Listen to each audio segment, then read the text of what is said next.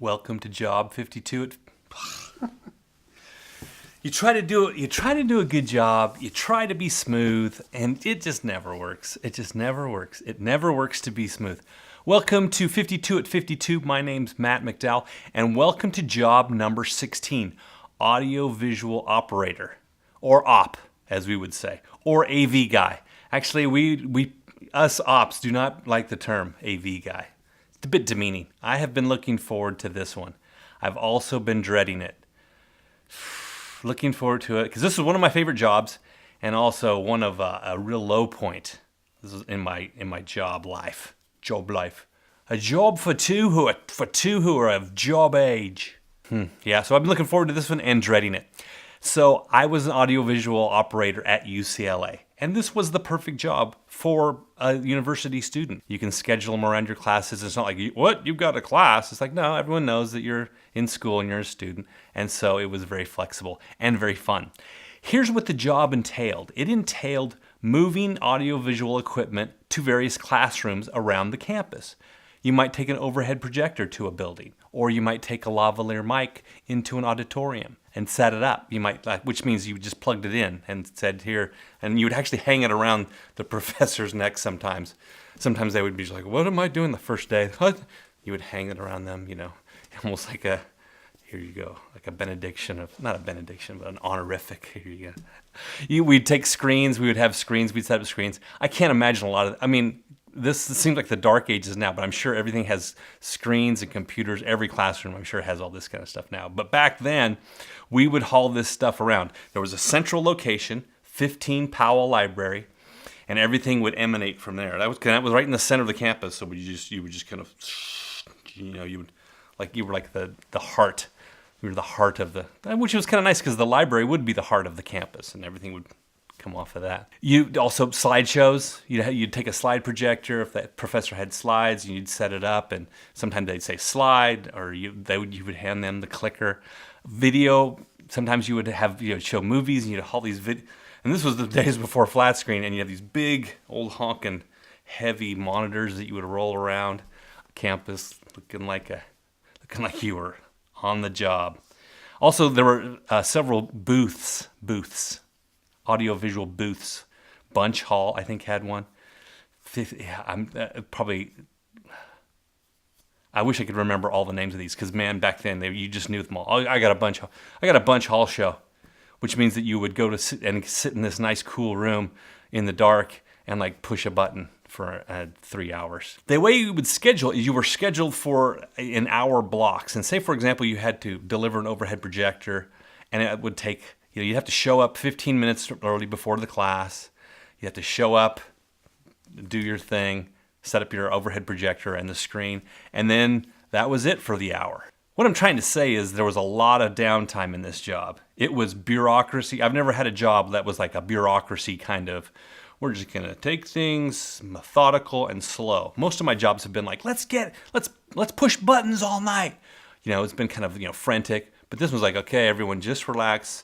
We're going to do this nice and orderly. And it was very organized and very orderly, but that meant there was a lot of downtime. There was no rush, in other words, because everyone had plenty of time to do everything. And because I had plenty of time to do everything, I became obsessed with bowling. There was a bowling alley there. And I would be like, what do I have next? Oh, you got something in 45 minutes. Okay, I'll be at the bowling alley. I'd check in with the main desk. And they would say, okay. And sometimes they actually got a call once. I was bowling on the job, in between jobs, and they called because they had some sort of emergency, an AV emergency. Anyway, somebody needed to do something. So they called down there. Hey, is there a Matt here? I'm like, yeah. Audio visual needs you to come back and, deliver a slide projector. Oh, I'm on it, We also would play a lot of Three Flies Up in the parking lot. We also did some pitching pennies, where we would pitch pennies and gamble a little bit. In fact, one day I won enough to eat breakfast and lunch off of my winnings from pitching pennies.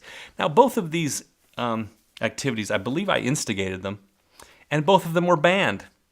Funny that. Gambling and Three Flies Up in the parking lot of a university, in the heart of the campus, a bunch of rowdy ruffians out there playing Three Flies Up with a wiffle ball bat and a ball of masking tape.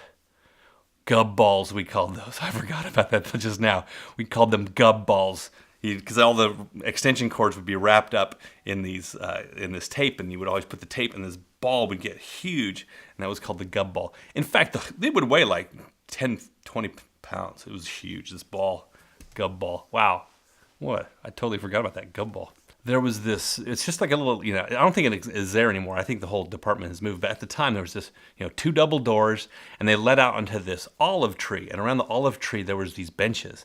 And it was this beautiful old olive tree, and the benches were surrounding it, and you're in this beautiful campus, and you're in the middle of the campus, so you can't hear like any trucks or anything like that, or any LA traffic. And it was just bucolic, exactly what you would imagine a university lifestyle to be.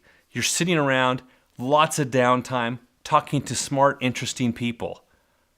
Because everyone's there at university. I mean, and these people, they were good friends, and they wanted to do amazing things. Film directors, film producers. They became film executives. Obviously, a lot of film stuff, because AV obviously attracts a certain kind of person. Rock musicians, rock stars, some of them. Yeah, and so there was music playing, and there were books to be read, and there were books to be talked about, and movies and politics. And if you've got a lot of smart, interesting people sitting around with a lot of downtime, what could possibly go wrong? Lots of big ideas and lots of big thought. A lot of fun. And because I like to talk, obviously, and you're there and you're getting paid to talk with smart, interesting people that are very friendly, and everyone's just sitting around. It was like a kind of a relaxed, low-level party, where everyone's just kind of enjoying each other's company and the beautiful olive tree. It would rain sometimes, and there were times that were tough, people in a bad mood or whatever. But for the most part, it was mostly people just enjoying talking and getting on with their audio-visual lifestyle. Lots of walking. UCLA is a big campus. I think from one end to the other, it might be like 1.5 miles. And so if you're walking around that all day long, it was a lot of exercise. In fact, as soon as I left that job, I think I gained like 15 pounds. It was like, whoa, I didn't know I was walking 8 hours a day. Lots of interesting classes. You would get to sit in on all these classes. And what's better, when the AV guy shows up, it's usually you're going to watch a movie, or it's like the pinnacle of the class. I remember doing this one class on genetics. And for their final presentation or their final gift, they got to watch a Andromeda strain, which has a genetic component to it. So you get to watch it on Andromeda strain with all these high-level falutin folks. I got to see a liver harvest. Tell me about liver harvest at 7 o'clock in the morning. That'll open you up to new experiences. I saw a live hip replacement. I was videotaping that. It was a closed-circuit TV, and they were drilling into that thing. That's kind of seared into my memory. It was fun. It was fun. In fact, at this point, I had 2 roommates who were doctors, and I'm doing all these shows. I'm sitting in on a lot of medical classes. And I'm thinking, maybe I should be a doctor, because it's still open. I'm still a university student. I had options. Get to watch all these movies. Got to watch a lot of movies. And how to say this? I'm a bit of a participator. And so I'm in some class, and this would be a small class in feminist studies or something like that. And someone brings up a point, and I'm like, well, wait a minute, what about this? Or I'd have comments to make or questions. I'm not sure if that was allowed, but you know what? I figured I'm a university. We're here, it's a collegiate kind of atmosphere. No one ever said, AV guy, it's best if you don't say anything. I would always kind of chirp in, man, that's pretty sharp. I would chime in, I believe is the correct phrase, with my 2 cents and questions, and I was never shut down for that. And it was great, because if it was an interesting class, you could stay focused and fantastic. But if it was something like plate tectonics in earth sciences, you're just like, whatever, or how to use the pipette for the 17th million time. Oh my gosh, you're like, we'd have to show this video on how to use the pipette a lot. And it was weird, because you would go into this room and you would press this button and you would start this video, but you didn't know where people were watching it. They were watching it in a remote location, and so you don't know if anyone was watching it. Again, almost like a Dharma initiative thing, this use of the pipette. Sportula or guest present. And you would watch a lot of the videos over and over again, so you got pretty good at some of those. But you didn't have to do any of the work. You got all the fun of just like watching stuff and participating, but you didn't have to do any of the hard work. I got to sit in on an entire semester's worth of a graduate level production design class in the motion picture and television industry in the department. and it was taught by Academy Award winner George Jenkins, and he took us through, and us, I mean, there were like 7 people there, 6 or 7, of which I was one. He took us through how he was the production designer for all the President's Men, and I learned so much in that class. He would say all this stuff, and I'm just like soaking it in, like, this is fantastic. And the guy who Sal was the scheduler. He, if you were in his good books, he would, and he knew what your interests were. He would schedule for you for certain things. It's like, oh, and you could even request. Like I had this one class, and it was a 4-hour Hitchcock class, and so that means you would watch 2 Hitchcock movies back to back, 4 hours, something like that. And one professor always liked to have 4 monitors there set up, and so what that meant is you had to leave an hour early to get the monitors there. Then you had to stay there for 4 hours, and then you got scheduled for an hour to coming back, bringing the monitors back. So that's 6 hours that I got paid for a class that I was already enrolled in. So I'm getting paid to be in school. It was great. It was just great. I really liked that. I also got to do some gigs at the Beverly Hills Hotel. The doctors would have some sort of shindig at the Beverly Hills Hotel, and they'd send me, and I'm driving through Beverly Hills with my C-stand, not my C-stands, what do they call those things? They were neat. They had these extendable legs, and your screens, and your overhead projectors, and your slideshows, and anything they would need, I was there ready to help them. And actually, that Beverly Hills Hotel gig, I had the best orange juice I've ever had to date. Man, was that good! And the way the office was organized, there was Jeff Donaldson, who was the boss, and he had everything under control, very calm. And his great thing was he had this old-fashioned Coke machine that served 8-ounce bottles that only had the cane sugar, and it was 25 cents. And he had, I mean, they're all over the place now, but back then you could only get like the big things or the cans, but not the bottles. And so we had that for a long time. For 25 cents, you would get that 8-ounce in the bottles. That was good, man. That was expert. And he was kind of obsessed with that. He was the boss. Ed Toomey was our tech guy. Great name. He looked kind of like David Byrne from Talking Heads. Not kinda. He was like David Byrne from Talking Heads. And then Sal, who would, he'd help you out on your schedule if he liked you. And he liked most people. And then there was the crib. And the crib, there was like 3 or 4 people in the crib. And that was a full-time job, and they would prepare all the audio-visual equipment. You get the work order in. It's like, okay, in Bunch Hall we need this and this, or in Dodd 147, sheesh, we need to have this and this and this. And so they would get everything, and they'd put it in a package and put it on this table, make sure you had extension cords and everything that you needed to do your job. And that was the crib. They would get everything together. And then there was us, the ops, and we would show up and we would go to the front desk, and they would give us phone's ringing. And so we were the ops. We would check in as the ops. We would check in with the front desk and say, "Oh, you gotta do this," and you'd go off and do your thing. And one of the people who worked in the crib, her name was Ying Ho. And let me tell you, there is nothing better. I could not resist myself. Every time I'd see her, I would just shout her name really loud. I'd go, Ying Ho! Louder than that because because I have a really loud voice. But it was fun to say, that's a fun name to say, Ying Ho. I mean, as you walk in, it was funny because she was very taciturn. She was a very stern woman, and she would just kind of look at you, and I couldn't resist getting, Ying Ho. One time she sat me down, and she had a video camera on. She goes, Matt, tell us a story. And so I sat down, and I told some kind of story, like I made up a story, or I'm not sure what I did. I just kind of talked. Well, then she puts it on all the test videotapes, so that when operators take these VCRs out into the field, the tape that they had to play was me telling some sort of story.